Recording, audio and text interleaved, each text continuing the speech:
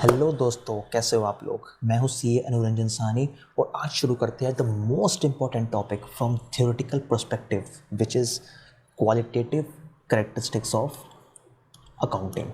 ठीक है, चलो शुरू करते हैं। देखो, क्वालिटेटिव कैरेक्टरिस्टिक्स का मतलब ये होता है वो क्वालिटीज़ जो एक अकाउंटिंग इंफॉर्मेशन को यूज़फुल बनाए for the most important decision making. जो अकाउंटिंग इंफॉर्मेशन को यूज़फुल बनाती है क्वालिटीज़, उसे कहते हैं क्वालिटेटिव कैरेक्टरिस्टिक्स ऑफ अकाउंटिंग। और ऐसी 4 क्वालिटीज़ हैं। कौन कौन सी? रिलायबिलिटी, रेलिवेंस, अंडरस्टैंडेबिलिटी और कंपेरेबिलिटी। अब एक एक करके ना ये सारी टर्म्स फटाफट से समझ लेते हैं। चलो शुरू करते हैं। सबसे पहली है रिलायबिलिटी। इसका सिंपल सा मीनिंग बताऊँ ना, 2 टर्म याद रखना। अकाउंटिंग इन्फॉर्मेशन जो है वो पहली ट्रस्ट वर्दी होनी चाहिए एंड सेकंड डिपेंडेबल होनी चाहिए। कैसे? एक यूज़र जो है उस इन्फॉर्मेशन पे ट्रस्ट हो, उस इन्फॉर्मेशन पे उसका, और उस इन्फॉर्मेशन पर डिपेंड हो सके। कैसे?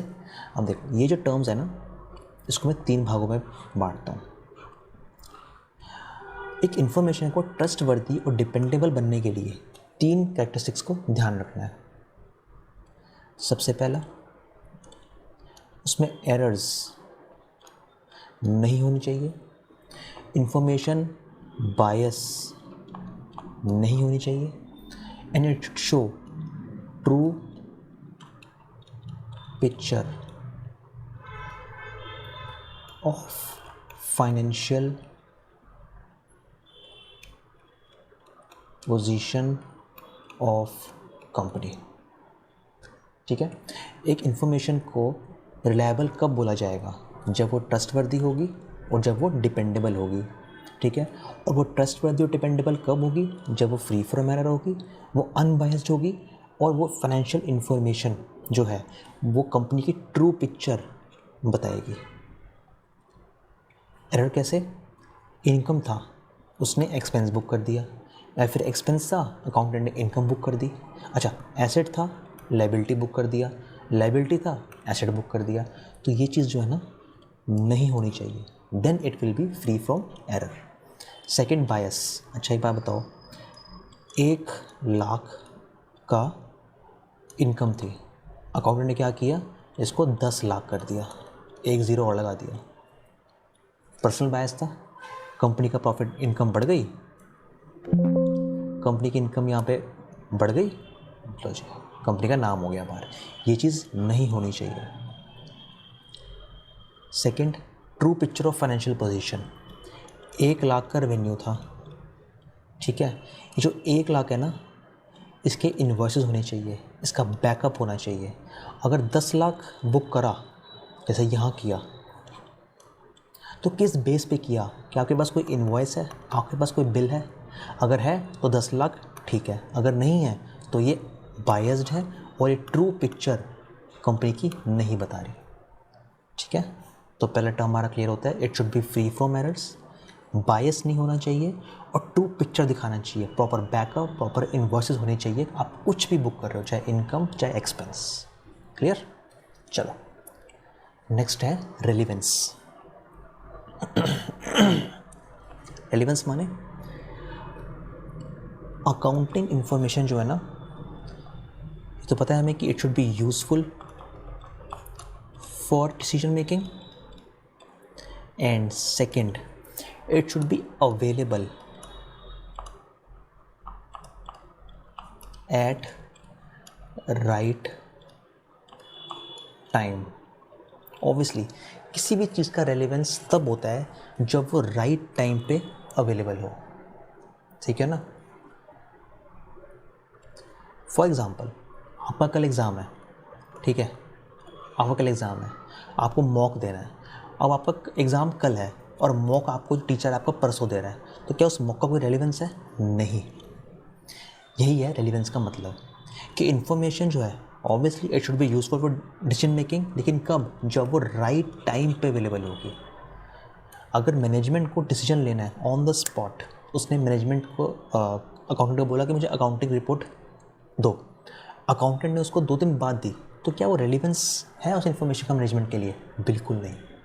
जब भी मैनेजमेंट ने मंगवाई अकाउंटेंट को वो देनी पड़ेगी, then it will be relevant for management and it will be relevant for decision making also. जब भी इंफॉर्मेशन राइट टाइम पे अवेलेबल होगी तब भी वो यूज़फुल होगी डिसीजन मेकिंग के लिए। अगर वो राइट टाइम पे अवेलेबल ही नहीं होगी तो मैनेजमेंट डिसीजन कैसे लेगा?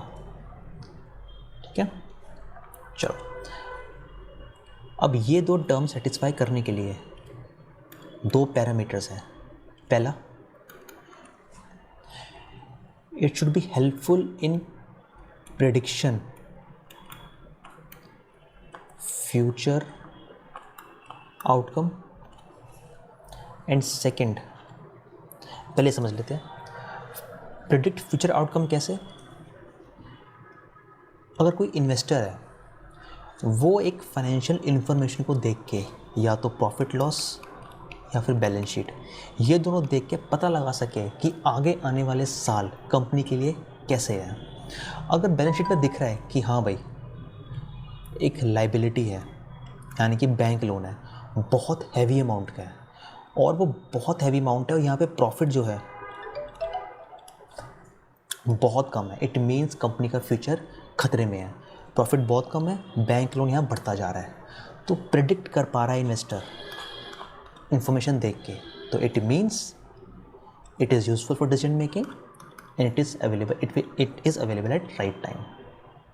Second parameter, it should helpful in evaluation of past decisions.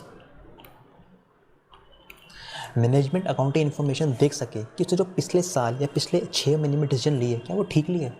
मान के चलो मैनेजमेंट ने एक प्रोडक्ट लॉन्च किया, उस प्रोडक्ट के लॉन्च के बाद चला मैनेजमेंट को पता कि यार प्रॉफिट तो डाउन होता जा रहा है, तो जब मैनेजमेंट ने अकाउंटिंग इन्फॉर्मेशन चेक करी, उसे देखा कि हाँ लॉन्च के बाद प्रोडक्ट जो प्रॉफिट जो है कम हो रहा है, इट मीन्स ये प्रोडक्ट जो है हमें बंद करना पड़ेगा या फिर इसकी प्रोडक्शन थोड़ी कम करनी पड़ेगी। तो what does this parameter means कि रेलेवेंस मीन्स अकाउंटिंग इन्फॉर्मेशन जो है it should be available at right time, ठीक है, so that it is useful for decision making. और ये 2 पॉइंट कैसे होंगे? जब अकाउंटिंग इन्फॉर्मेशन यूज़र को हेल्प करे टू प्रिडिक्ट फ्यूचर आउटकम्स और यूज़र जो है वो इवेल्युएट कर सके कि उसने डिसीजन पहले लिए हैं उसका क्या आउटकम आ रहा है। That is called relevance. Clear? Now third, understandability, मतलब कि अकाउंटिंग इन्फॉर्मेशन जो है ना एक बंदा आराम से अंडरस्टैंड कर सके, आराम से समझ सके। कैसे? देखो, अकाउंटिंग इन्फॉर्मेशन एक तो प्रॉपरली क्लासिफाइड होनी चाहिए, ठीक है, सेकंड वेल ऑर्गेनाइज्ड होनी चाहिए, ठीक है, और थर्ड प्रेजेंटेड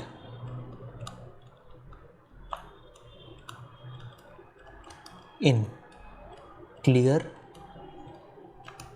फॉर्मेट। ठीक है, अब देखो ऑब्वियसली प्रॉफिट एंड लॉस का एक फॉर्मेट है।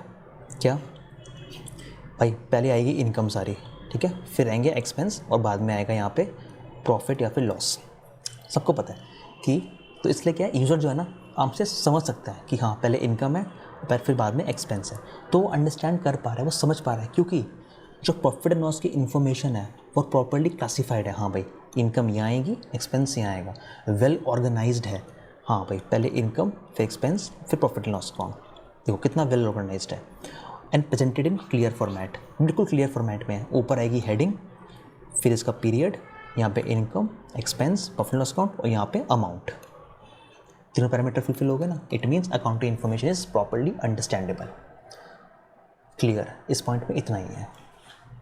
And third is and last is comparability. Accounting information comparable होनी चाहिए। कैसे? फर्स्ट, पहली बात तो बिजनेस जो है अपने डिफरेंट पीरियड को कंपेयर कर सके, ठीक है, और सेकंड विद अदर बिजनेस भी कंपेयर कर सके। मतलब समझाता हूँ, विद अदर बिजनेस भी कंपेयर कर सके। कैसे? डिफरेंट फील्ड माने, अगर मैं एग्जांपल लूँ टाटा का, अब मैं इन्वेस्टर हूँ, मुझे टाटा का मैंने फाइनेंशियल्स उठाए, एक फाइनेंशियल उठाए मैंने 24-25 के फाइनेंशियल ईयर, और एक फाइनेंशियल उठाए मैंने 23-24 के। अकाउंटिंग इन्फॉर्मेशन इस तरीके से तैयार होनी चाहिए कि मैं इस दोनों ईयर्स को आसानी से कंपेयर कर सकूं।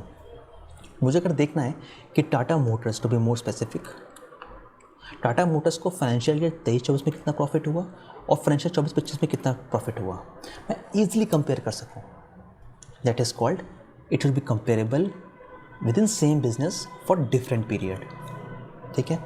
एंड सेकेंड, टाटा मोटर्स का अगर मैं बोलूँ, एक कॉम्पिटिटर है मारुति सुजुकी, मैं फाइनेंशियल ईयर 24-25 के फाइनेंशियल उठाए मैंने टाटा के, ठीक है, और फाइनेंशियल ईयर 24-25 के मैंने उठाए मारुति के फाइनेंशियल्स।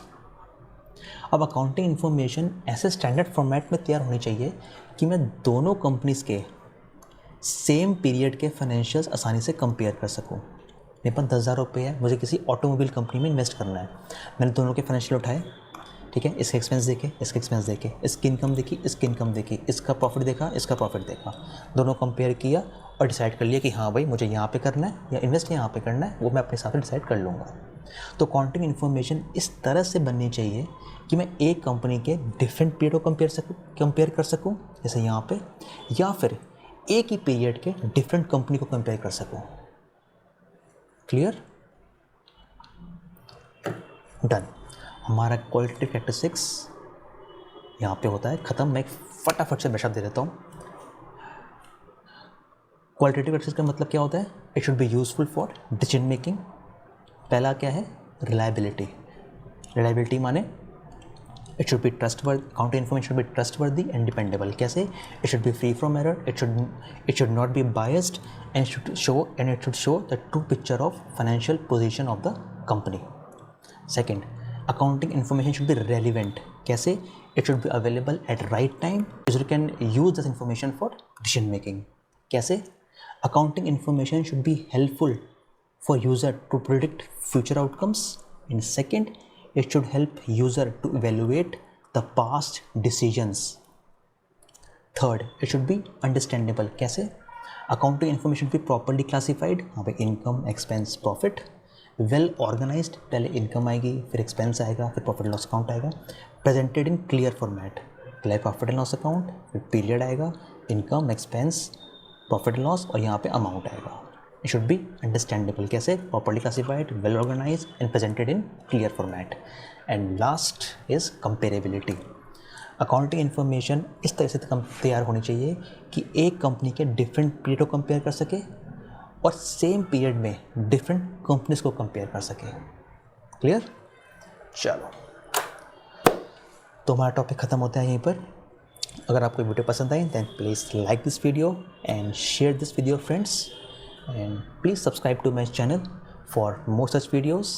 एंड हाँ, अगर आपको किसी स्पेसिफिक टॉपिक पे वीडियो चाहिए देन प्लीज़ कमेंट करना। Okay, see you in my next video. Thank you.